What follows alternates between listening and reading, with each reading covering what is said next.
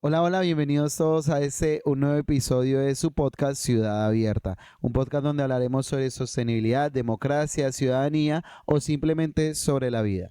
Hoy nos encontramos en el Centro Cultural Elías Pardo y tenemos una súper invitada de la ciudad educadora. Hoy tenemos a Orfareli López, más conocida también en la ciudad educadora como Doña Orfita. Orfita, muy buenas tardes, bienvenida a este espacio en Ciudad Abierta. Buenas tardes y muchas gracias por invitarme.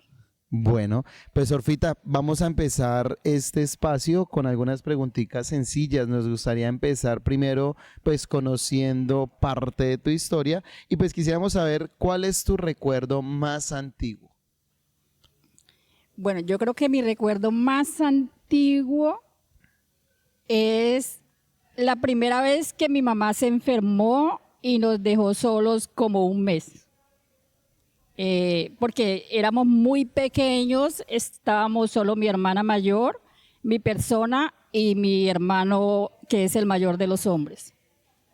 Entonces mi mamá se enfermó y la sacaron de la finca por el río y duró como un mes hospitalizada. Y cuando mi mamá regresó, pues ya había pasado mucho tiempo para nosotros. Entonces, eso fue muy difícil. El primer día porque nos dejaron solos todo el día y llegó un señor a cuidarnos ya como a las 6 de la tarde y nosotros teníamos mucho miedo y nos subimos a un zarzo que había en la casa. Ok, ya empezamos. Ven, de la historia que acabas de decir, me quedo con varias palabras que dijiste. Bueno, uno, el miedo, que obviamente como niño, ¿qué edad tenías en ese momento? Yo creo que aproximadamente tendría unos 5 años porque nosotros nos llevamos de a 2 años larguitos. ¿Cuántos hermanos son ustedes? Somos, somos 8 hermanos. Ok. Y me decías, o dentro del relato decías, la llevaron por el río. ¿De dónde eres? Cuéntanos un poquito de ese origen y pues esa historia, pues también cómo termina. Pues es que yo nací en Puerto Boyacá, pero mis padres me llevaron muy pequeña a vivir en Santander. Mi papá tenía una finca en la vereda de la India que queda cerca Cimitar a Santander. Entonces allá vivimos hasta cuando yo tenía 13 años. Cuando yo tenía 13 años, mi papá le tocó dejar todo lo que teníamos porque fue perseguido por el Estado. El Estado. Sí. Bueno, y en ese ir y venir, en esos desplazamientos con los que empiezas contándonos, ¿hacia dónde migran ustedes? Nosotros inmigramos inicialmente a Santa Rita Bichada. En Santa Rita había muy pocas oportunidades porque es un pueblo donde no hay oportunidades de trabajo ni nada. Y entonces nos dijeron que Puerto Inírida era mejor.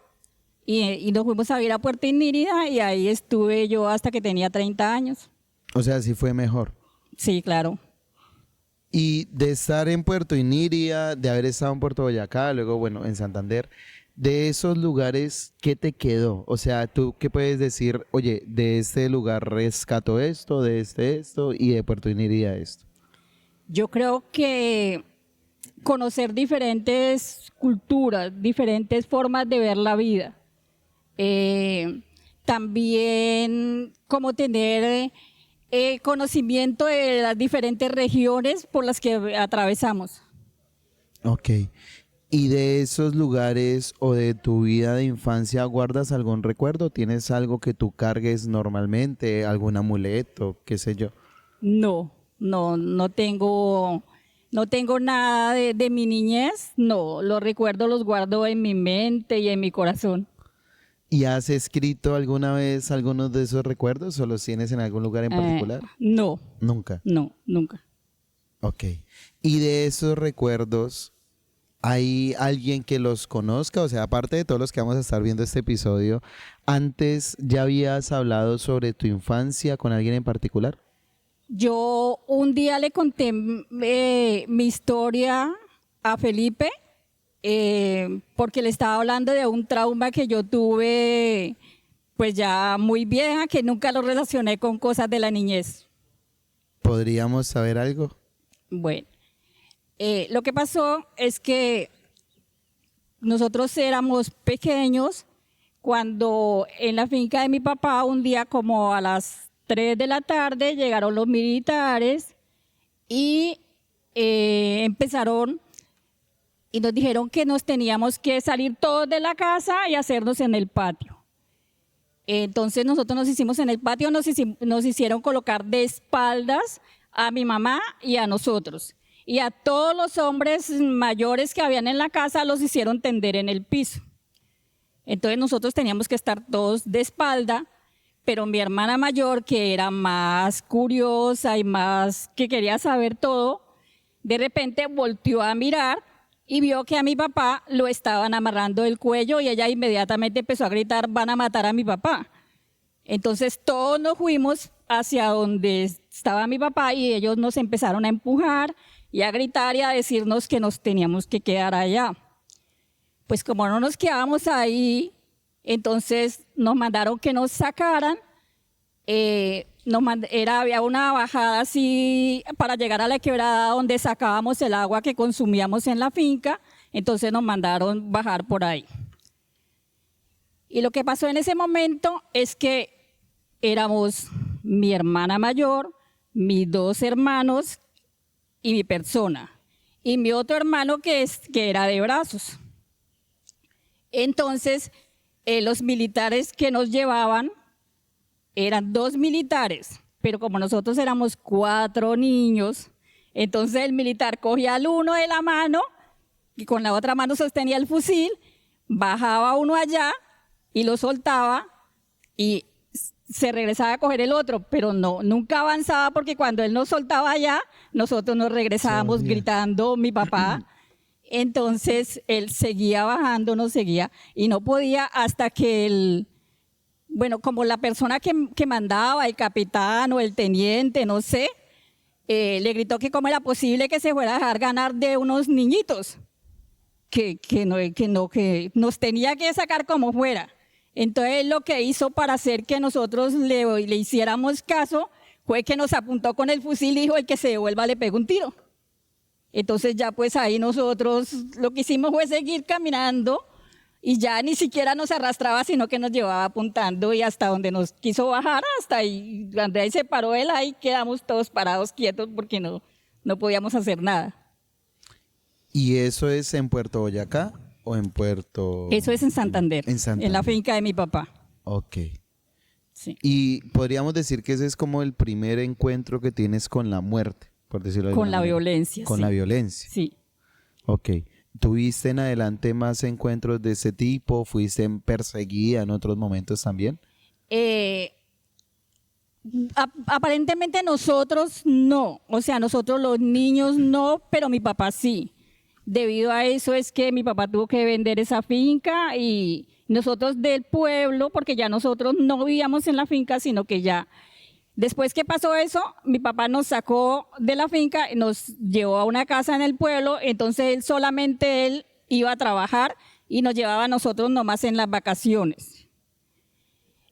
Y debido a las dificultades que él empezó a tener, porque él empezó un proceso de reclamación en el cual a él lo tuvieron que indemnizar por lo que había pasado, porque mi papá estuvo 1 año incapacitado totalmente porque le desprendieron los brazos.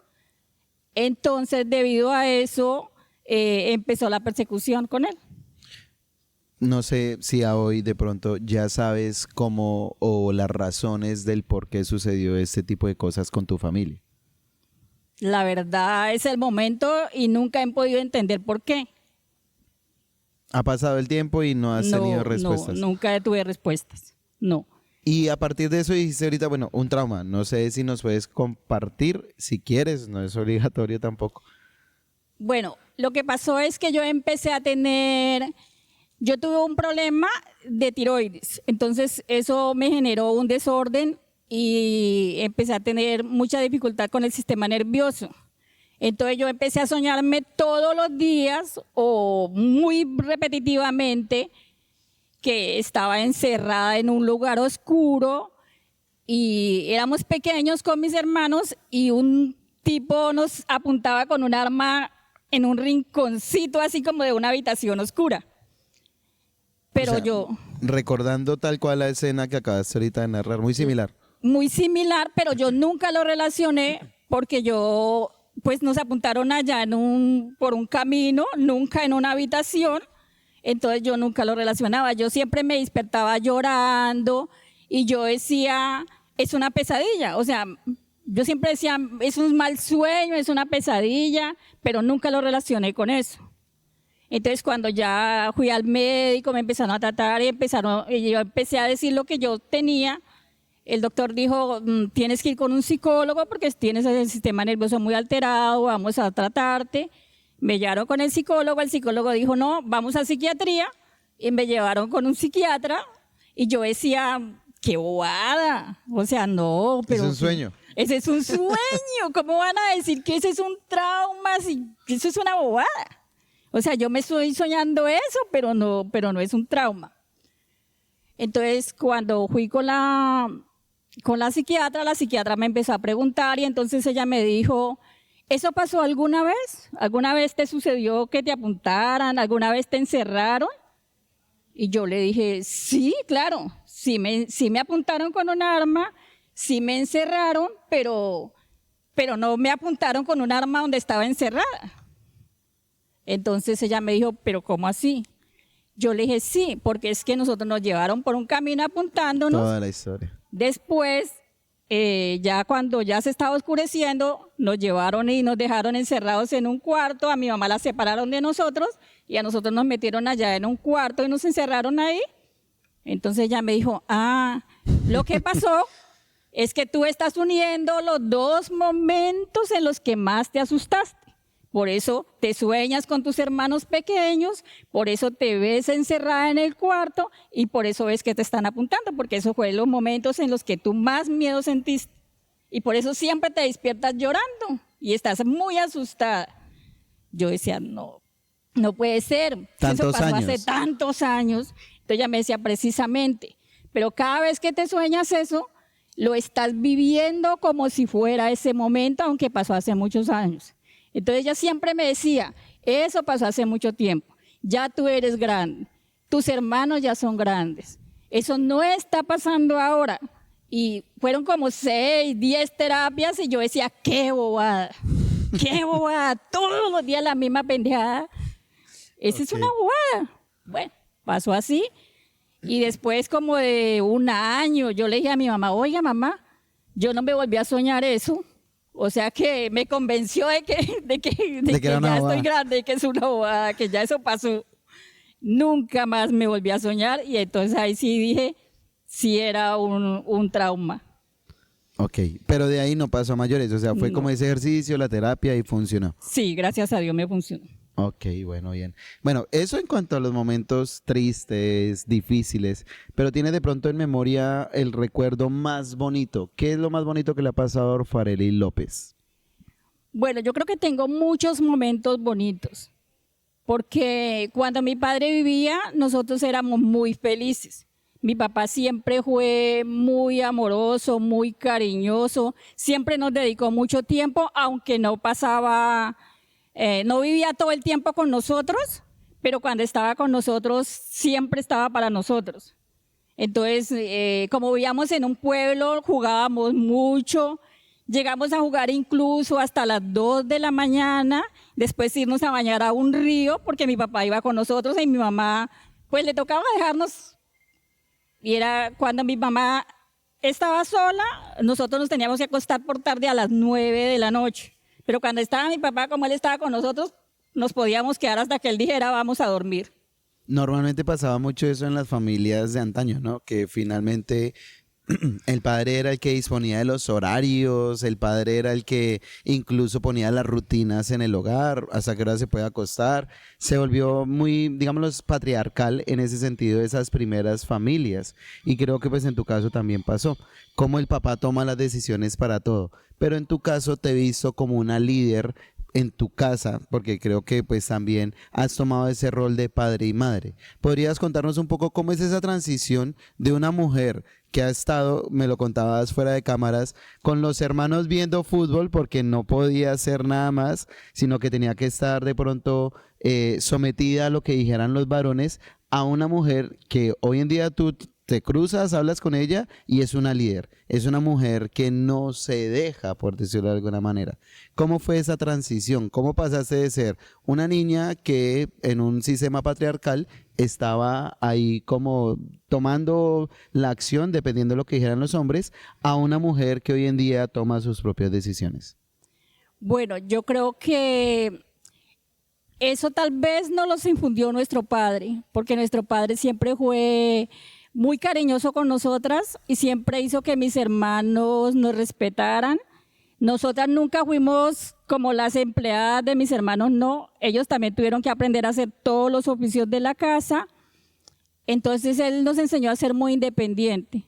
Y cuando mi papá falleció, yo me dediqué como a hacer el rol de mi papá. O sea, yo empecé a trabajar muy duro, dejé de ser la niña mimada de mi papá para empezar como a reemplazarlo aportando económicamente. Aunque yo tenía solo 15 años cuando mi papá murió, trabajé muy duro. Yo creo que desde que yo tenía 15 hasta los 18 años es cuando yo más he trabajado de mi vida.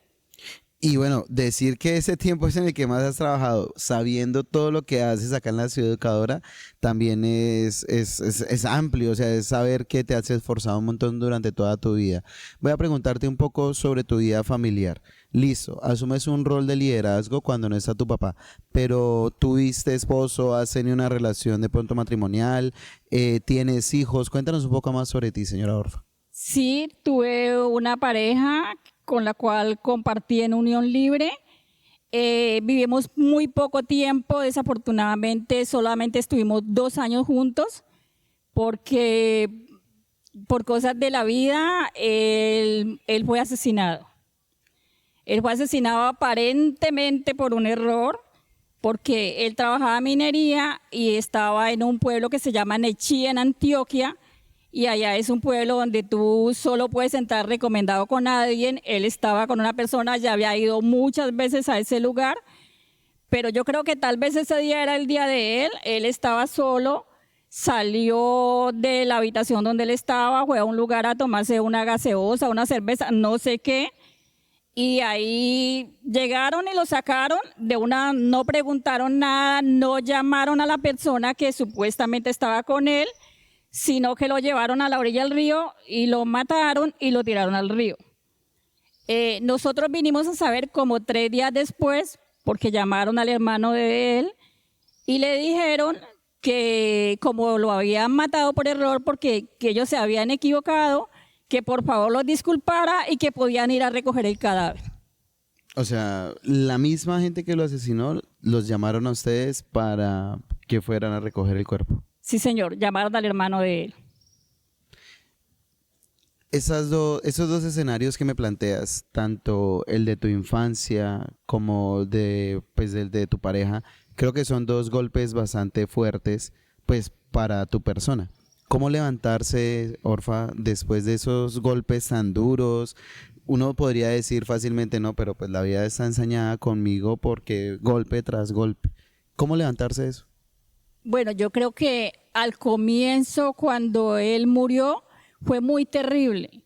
Yo incluso opté por durar como 2 años sin celular, porque él me llamaba casi todos los fines de semana, entonces yo los primeros fines de semana, o digamos como 2, 3 meses, 4 meses, yo todos los fines de semana lloraba porque no recibía la llamada. O sea, yo no como que no digería que él estaba muerto, sino que él seguía viajando. Entonces yo como que siempre inconscientemente seguía esperando que me llamara.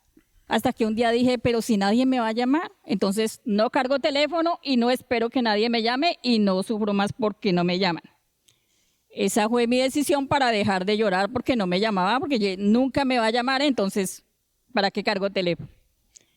Así duré como 2 años y gracias a Dios me funcionó esa terapia para superarlo.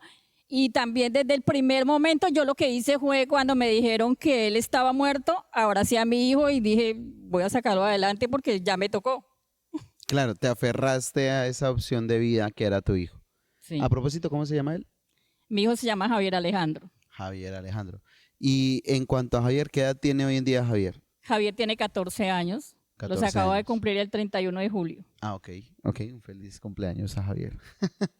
En ese sentido, te quería también, pues digamos, preguntar, eh, Javier ha crecido a tu lado, has tenido que hacer ese rol nuevamente del padre de la casa, lo hiciste de pronto cuando tenías 15 años, a los 18, ¿y cómo es ahora nuevamente este reto? ¿Qué esperas tú? ¿Cuáles son, pues digamos que los logros que quieres que él alcance? ¿Qué deseas que pase en la vida de Javier?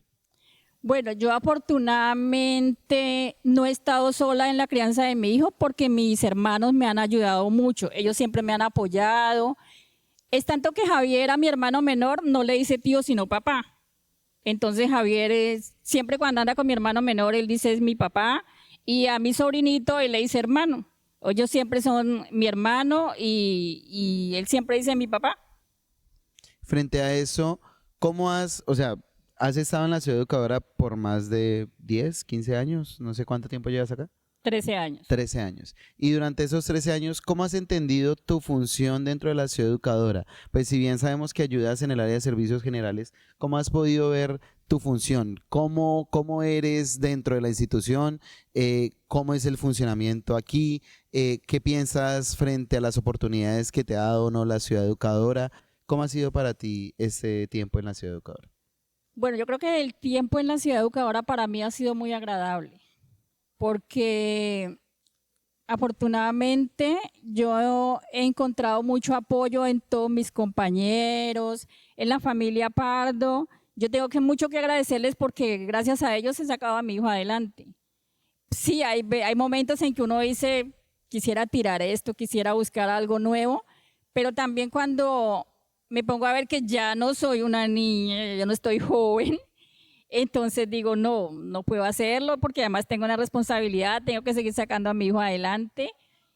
Eh, pero sí hay momentos en que uno dice, no, es que no, como que quiero hacer otra cosa.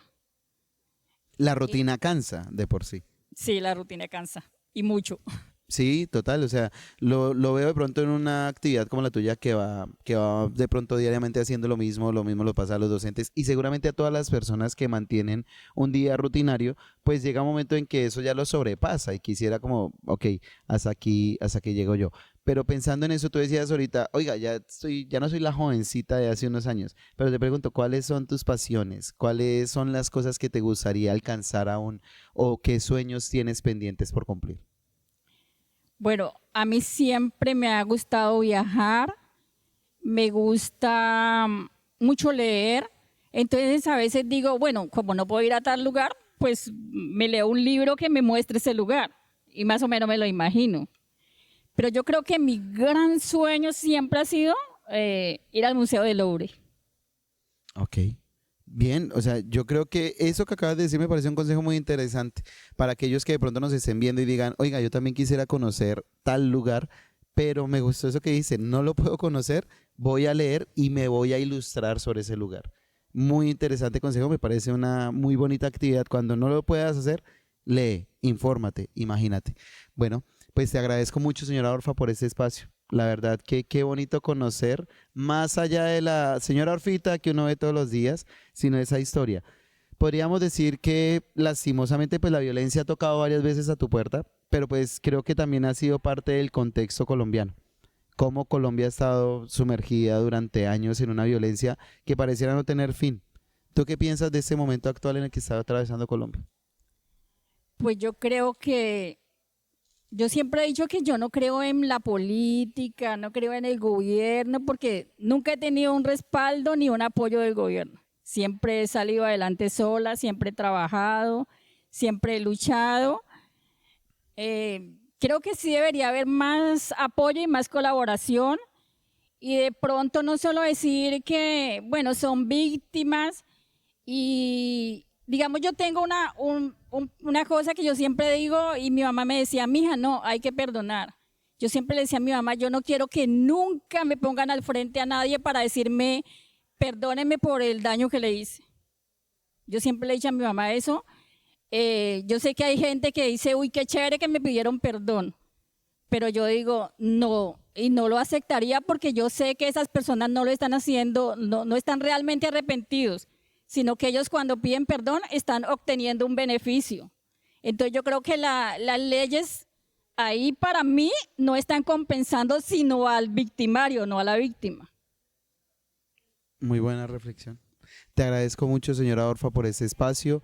Esto es Ciudad Abierta y pues está abierta para ti. Realmente muchísimas gracias. Gracias a ustedes por invitarme y por permitirme compartir un poco con ustedes de mi vida.